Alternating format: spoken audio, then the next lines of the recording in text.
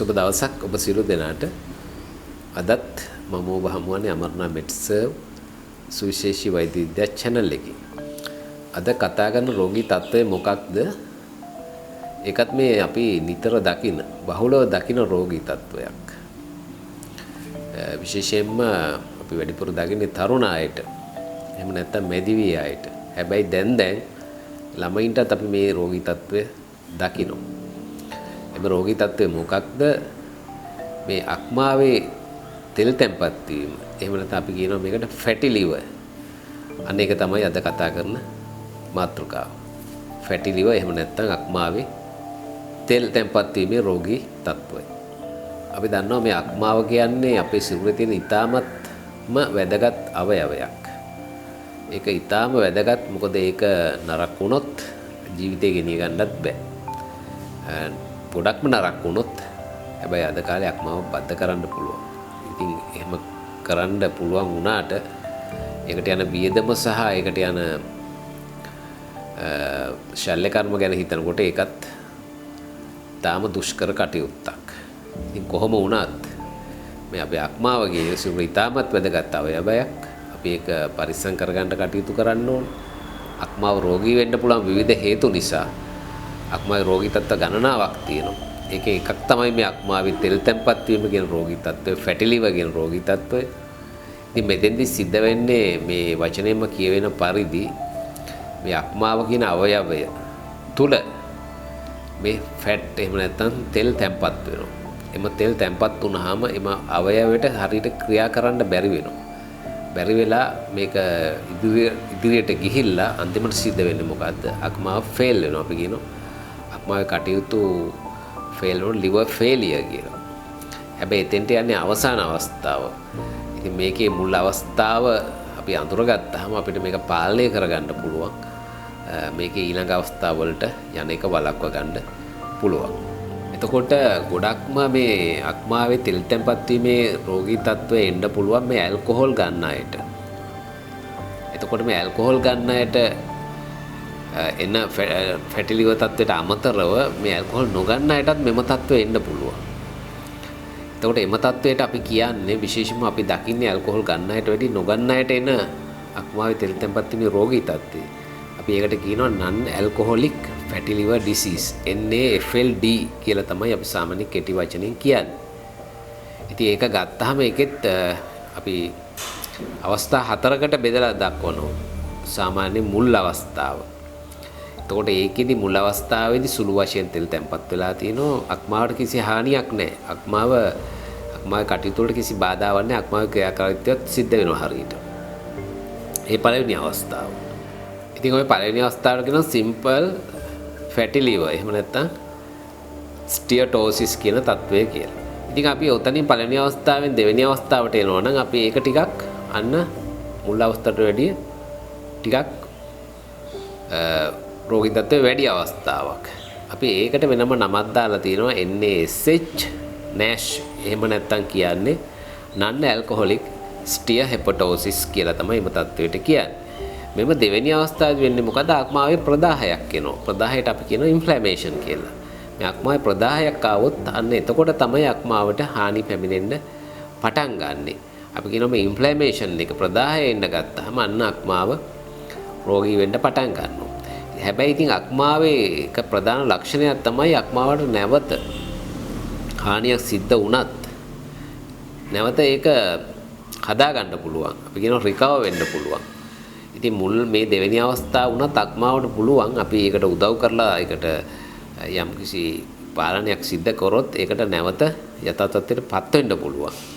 ඒ දෙවෙනි අවස්ථාව.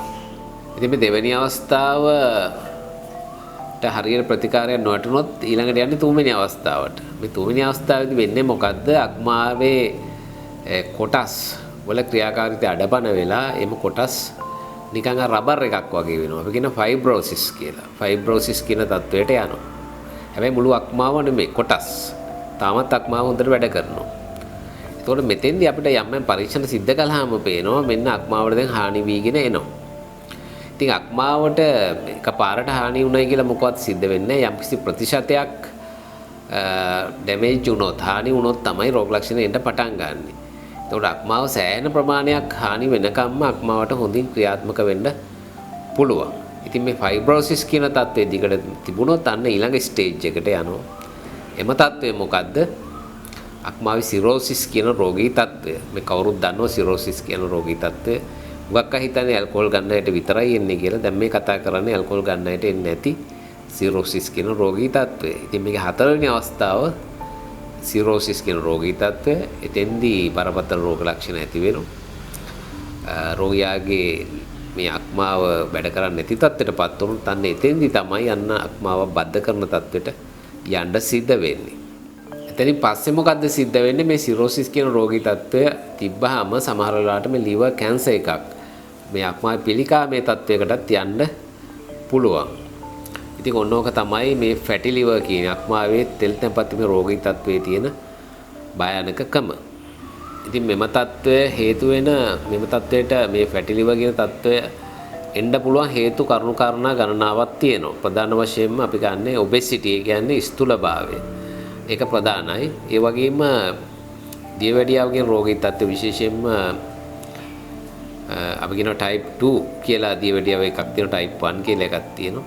ඒ type 2 අපි කියන NIDDM non insulin dependent diabetes mellitus කියන රෝගී තත්ත්වයේ තිබුණොත් අන්න එතකොට මෙම තත්ත්වයේ ඉන්න තියෙන ඉඩකඩ වැඩි. ඒ වගේම අධික රුධිර පීඩනය, ඒ වගේම රුධිරගත කොලෙස්ටරෝල් ප්‍රමාණය අහිතකර ඉහළ යාම, ඒ වගේම වෙනත් නිදහංගත රෝග විශේෂයෙන්ම මේ වකුගඩු රෝග, ඒ වගේම අන්තරාසාර්ග පද්ධතියේ තවත් දෝෂ වගේ ගොඩාක් දේවල් හේතු වෙනවා මෙම රෝගී තත්ත්වයේ එන්න.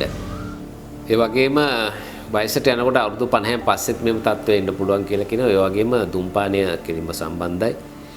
ඒ වගේම කිසිම හේතුවක් නැතුව මෙම තත්ත්වය එන්න පුළුවන්, විශේෂයෙන්ම දරුවන්ට පවා එන්න පුළුවන් කියලා කියනවා. සමහරවිට හේතුවක් හොයාගන්න බැරුව එන්න පුළුවන්. ඉතින් ඒ වගේ දේවලුත් තියෙනවා.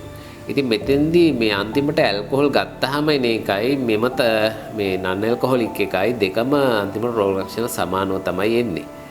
ඉතින් මේකේ රෝග ලක්ෂණ බැලුවොත් අපිට සමහරට මුල් අවස්ථාවේ කිසිම රෝග ලක්ෂණයක් නැහැ සමහරට දකින්න. සමහරට මේ බඩේ අපහසුතාවයක් වගේ දෙයක් එන්න පුළුවන්. සමහරට මහන්සි ගතියක් එන්න පුළුවන්. ඒ වගේම දකුණු පැත්තේ බඩේ යටින් කැක්කුම ගැන කියන්න පුළුවන්. ඔයගේ රෝග ලක්ෂණ තමයි මුලදී එන්නේ. නමුත් මේ අක්මාවට හානි පැමිණෙන ලක්ෂණ ආවොත් අන්න එතකොට නම් ඉතින් රෝග ලක්ෂණ එනවා. විශේෂයෙන්ම සමේ පැහැ වෙනස් වෙන්න පුළුවන්, ඉදිමුම එන්න පුළුවන්, විශේෂයෙන්ම කකුල් දෙකේ ඉදිමුම එන්න පුළුවන්, මූණ ඉදිම එන්න පුළුවන්.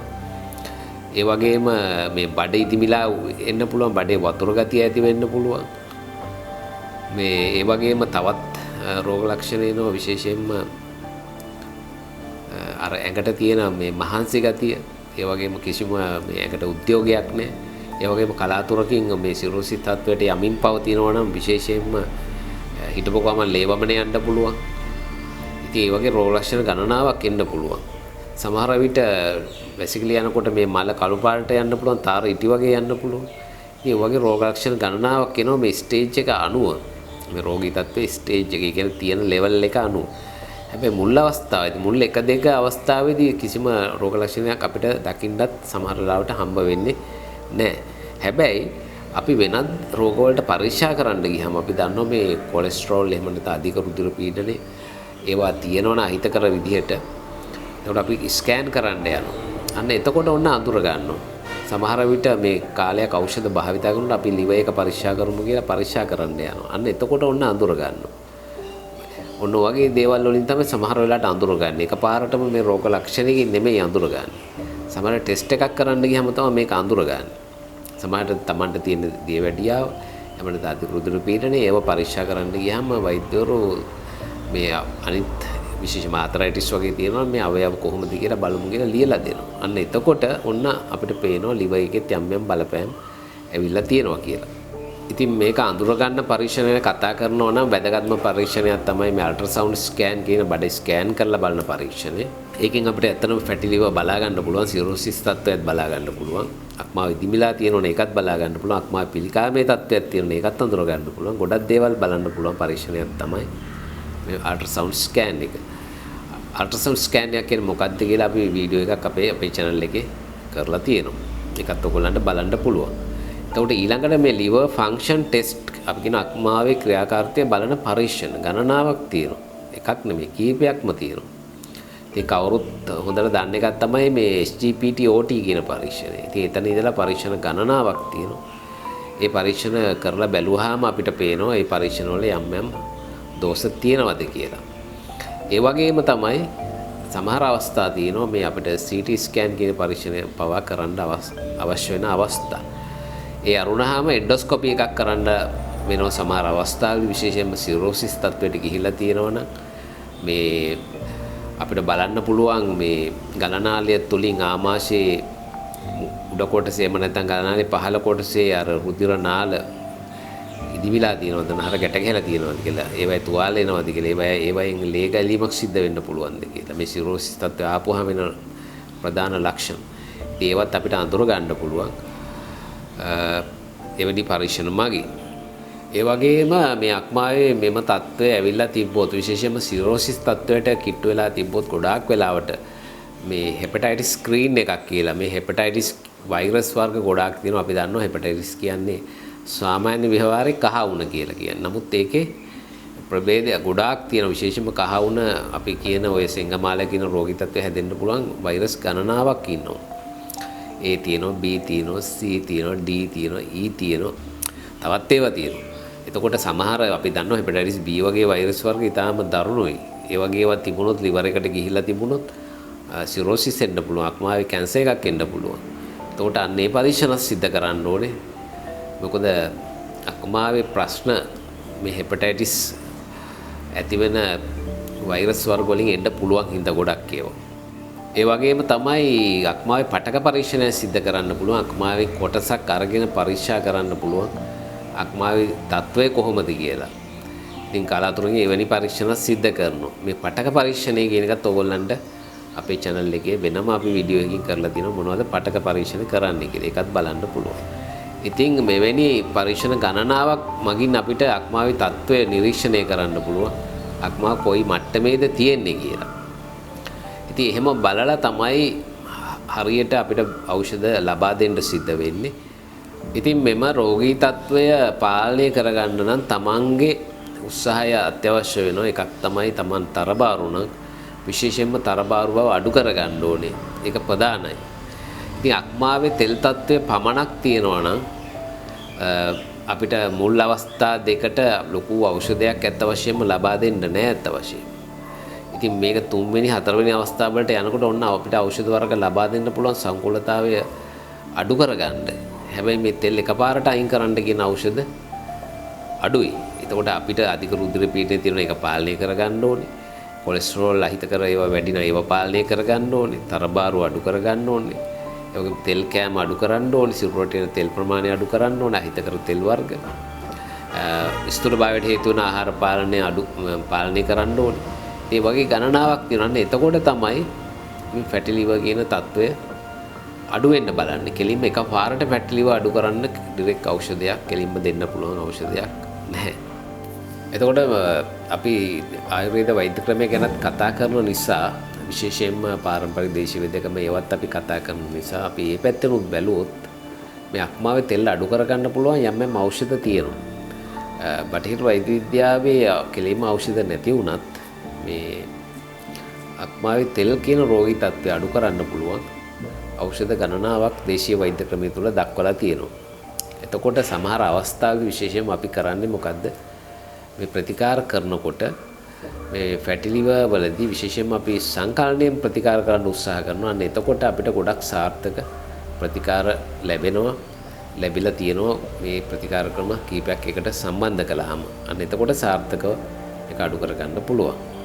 ඉතින් විශේෂයෙන්ම අපි දැකලා තියෙනවා විශේෂයෙන්ම මේ සමහර පැති දිවයිනේ ගත්තොත් අපේ ලංකාවේ සමහර පැතිවල මේ ෆැටි ලිවර් තත්ත්වය වැඩි ඇත්ත වශයෙන් විශේෂයෙන්ම අපිට සමහර වෛද්‍යවරු කියන විශේෂයෙන්ම ස්කෑන් කරන වෛද්‍යවරු රේඩියොලොජිස්ට්ලා මේ ස්කෑන් ස්පෙෂලිස්ට්ලා අපිට කියනවා මේ බස්නාහිර පළාත ගත්තාම පොඩ්ඩක් මේ ෆැටි ලිවර් තත්ත්වය වැඩි කියලා. ඉතින් ඒකට හේතු ගණනාවක් තියෙන්න පුළුවන්. අපි ගන්න ආහාර රටාව වෙන්න පුළුවන් ගොඩක් වෙලාවට. අපේ ලයිෆ් ස්ටයිල් එක අපි මේ පැත්තේ ජීවන ක්‍රමය වෙන්න පුළුවන් සමහර වෙලාවට ගන්න ආහාර. ඉතින් ඒ වගේ හේතු ගණනාවක් මේ තියෙනවා කියලා කියනවා. මේ සමහර පැතිවල ෆැටි ලිවර් තත්ත්වය වැඩියෙන් දකින්න. ඉතින් ඔයගොල්ලන්ට දැන් පැහැදිලි මෙම රෝගී තත්ත්වය මොකක්ද කියන එක ෆැටි ලිවර් කිව්ව ගමන්ම බය වෙන්නත් එපා. නමුත් ඒකට ගොඩක් දේවල් කරගන්න පුළුවන් ඇත්ත වශයෙන්ම. මේ සමහර තැන්වලදී අපි දැකලා තියෙනවා කිසි වග විභාගකින් තොරව සමහර මේ ෆැටි ලිවර් ගැන කතා කරන මේ අක්මාවේ තෙල් තැන්පත් වීම ගැන විද්‍යාත්මක ක්‍රමයෙන් බැහැරව. ඒවා කිසිම නිවැරදිතාවයක් නැහැ. මොකද අපි එහෙම කියන්න හේතුව සමහර අය මුලාවටපත් වෙනවා. සමහර ඖෂධ ගැන දාලා තියෙනවා, ඇඩ්වර්ටයිස් කරලා තියෙනවා මේ වයින් මේක වෙනවා කියලා. එහෙම වෙන්නේ නැහැ. ඉතින් විශේෂයෙන්ම අක්මාව සම්බන්ධ විශේෂඥ වෛද්‍යවරුත් ඉන්නවා. ඒගොල්ලන්ගෙන් උනත් උපදෙස් ගන්න පුළුවන් ලංකාවේ. විශේෂයෙන්ම අක්මා බද්ධ කරන විශේෂඥයෝ ඉන්නවා.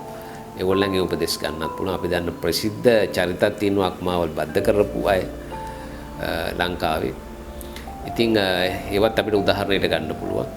එතකොට ඒගොල්ලන්ට කලින් තිබුණ ඒගොල්ලන්ගේ චර්යාව ගැන රෝග තත්ත්ව ගැන අහලා බලන්නත් පුළුවන් දන්න කියන අයට මොකද්ද තිබ්බේ කියලා. ඉතින් ඒ වගේ මේක විද්‍යාත්මක ක්‍රමය අපිට යොදා ගන්න ඕන අවස්ථාවක් හැමතිස්සෙම. මොකද ඒ ක්‍රමයෙන් බැහැරව ගියොත් මේ අපේ වැදගත් අවයව හානි වෙන්න පුළුවන්. ඒකට ජීවිත හානි ඉක්මන් වෙන්න පුළුවන්. ඉතින් අදත් මම සමුගන්නවා අමරණ මෙඩ්ස් සුවිශේෂී වෛද්‍ය විද්‍යා channel එකේ. සුබ දවසක් ඔබ සියලු දෙනාට. නැවත මුණ ගැසෙමු අලුත් දෙයක් සමග.